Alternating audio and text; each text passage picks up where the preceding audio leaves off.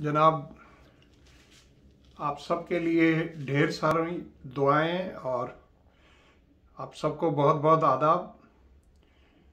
किसी शायर ने कहा है कि लोग सुबह सुबह उठकर, सारे लोग तो नहीं, जो हिंदू फेथ को मानने वाले हैं उनमें से भी सारे तो नहीं, लेकिन जो ज़्यादा रिलीजियस माइंडेड हैं वो सुबह को उठकर और नहा धोकर फिर अपने अपने मंदिरों में जाते हैं और वहाँ भगवान की जो मूर्ति होती है उसकी जाकर पूजा करते हैं।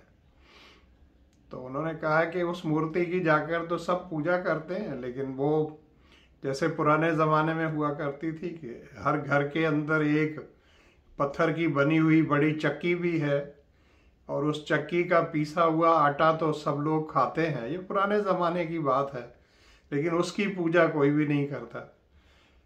मकसद जो है शायर का, जिनका नाम भगत कबीर का, वो ये था कि वो कहते हैं, घर की चक्की कोई न पूजे, जिसका पीसा सब खाए। अब इसको आप इन अ नटशेल या बहुत ब्रीफ करके अगर आप समझेंगे तो बात कुछ ये है कि हम लोग बाहर जो है खुशियां तलाश करने की कोशिश करते हैं अपने घर से बाहर। तो शायर कहना ये चाहते हैं कि असल जो खुशी है या असल जो सेटिस्फेक्शन है आपकी, वो आपके अपने घर के अंदर मौजूद है और उसको वहाँ तलाश करने की कोशिश करें। अब उसमें ये फिर सारी चीज़ें आ गई हैं ना। आजकल के दौर में आप देखें, लोगों ने अपने घर में जो रहने वाले अफराद हैं, जिनमें माँ बाप हैं, आपके बहन भाई हैं, आपकी बेगम ही ले लें या आपके बच्चे ही ले लें, उनसे तो राब्ता जो है दिन ब दिन अब घटता जा रहा है।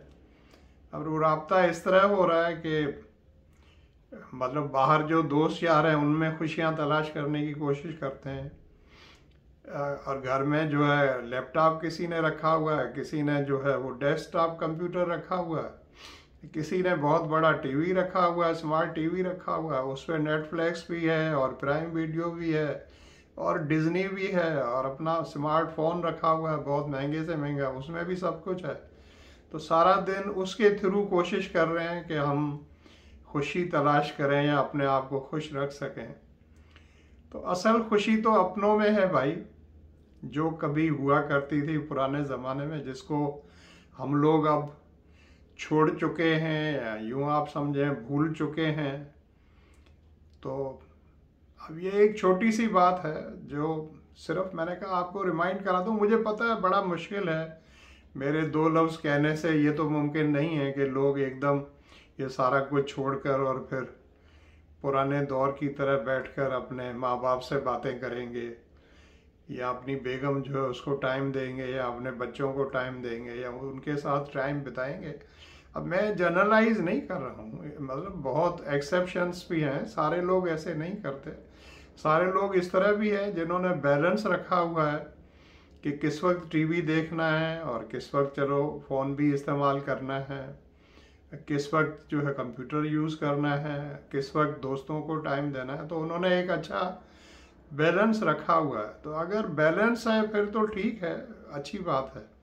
लेकिन अगर बैलेंस आउट है और हमने सारा कुछ यही रखा हुआ है कि खुशी जो है घर से बाहर ही तलाश करनी है या अपनों के अलावा ही तलाश करनी है, तो फिर वो फिर समझ में तो बात सबको आ जाती है फिर। लेकिन कभी कभी ये होता है कि फिर वो देर हो चुकी होती है और बहुत देर के बाद जाकर हमें बात समझ में आती है कि ये सारा वक्त और ये सारा टाइम और ये सारा कुछ एनर्जीज, और कुछ लोग तो बहुत बड़ा अपना पैसा भी जो है सब कुछ बर्बाद कर चुके होते हैं कि दुनिया बाहर जो है अब ऐसी हो गई है कि उन्हें पता है कि ये आदमी जो है ज़रा लखपति है या मिलियनेयर है, तो इसको किस तरीके से बटरिंग करके या इसको किस तरीके से चक्कर देकर जो है इससे पैसे जो है बटोरे जा सकते हैं या इसके पैसे खर्च करवाए जा सकते हैं। और वो बंदा खुश हो रहा होता है और वो समझता है कि ये सारे लोग जो हैं वो मेरे दोस्त हैं और मेरे जाननिसार हैं और मेरे पता नहीं क्या क्या है। तो बंदे को पता तो उस वक्त चलता है जब बंदा होश में आता है। फिर वो जैसे एक कहते हैं कि सब कुछ लुटा के होश में आए तो क्या किया।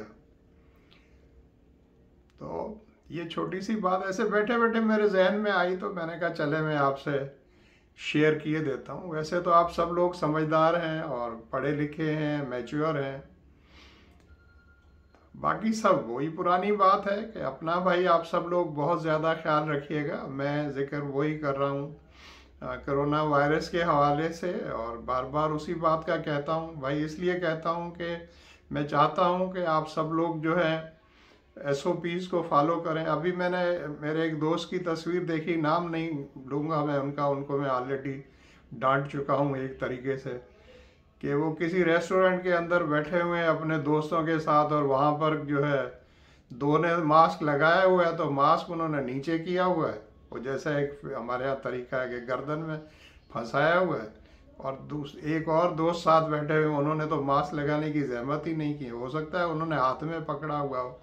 तो भाई फिर ऐसे मास्क का क्या करना? अगर हमने इसी तरह यूज़ करना है तो फिर उस मास्क की क्या ज़रूरत है। Thank you so much for watching. और अगर आपको वीडियो ये अच्छी लगे तो अपने दोस्तों से शेयर कीजिएगा, और अगर मेरे वीडियोस आपको पसंद आते हों और आप चाहते हो कि आप उन्हें दोबारा देखना चाहते हैं तो आप मुझे सब्सक्राइब भी कर लें। बड़ा सिंपल सा है, मेरा नाम आप लिखें यूट्यूब में जाकर जेठानंद राही, तो मेरा चैनल आ जाएगा, आप उसको सब्सक्राइब करें और बेल आइकॉन जो है उसको प्रेस करें। तो इस तरह ये होगा कि आइंदा मैं जैसे ही कोई वीडियो बनाऊंगा तो आप तक वो पहुंच जाएगा।